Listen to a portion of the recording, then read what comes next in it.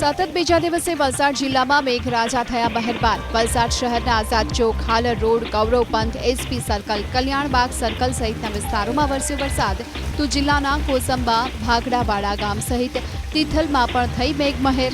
સતત બીજા દિવસે વરસેલા વરસાદથી પાકને જીવતદાન મળતા ખેડૂતોના ચહેરા પર ખુશી છવાઈ। ભરૂચના અંકલેશ્વરમાં પણ વરસ્યો ધોધમાર વરસાદ।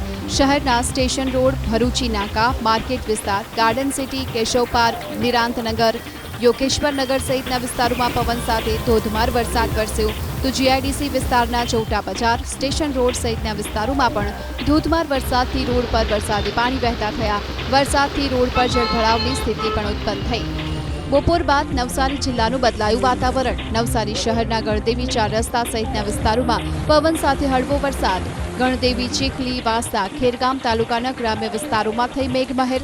હવામાન વિભાગની આગાહી મુજબ જિલ્લામાં વરસાદી માહોલ જામતા ધરતીપુત્રોમાં ખુશી। સતત બીજા દિવસે ડાંગ જિલ્લામાં વરસ્યો સાર્વત્રિક વરસાદ। આહવા, વઘઈ, સુબીર, સાપુતારામાં થઈ મેઘમહેર। ક્યાંક ધીમી ધારે તો ક્યાંક ઝરમર વરસાદ વરસતા ખેડૂતો પણ ખુશખુશાલ। વરસાદી વાતાવરણે જિલ્લાનું કુદરતી સૌંદર્ય ખીલી ઉઠ્યું। ટેબલ પોઈન્ટ, સનરાઈઝ પોઈન્ટ પર ધુમ્મસ સાથે વરસાદ વરસતા વાહન ચાલકોને હાલાકી ભોગવવાનો વારો આવ્યો।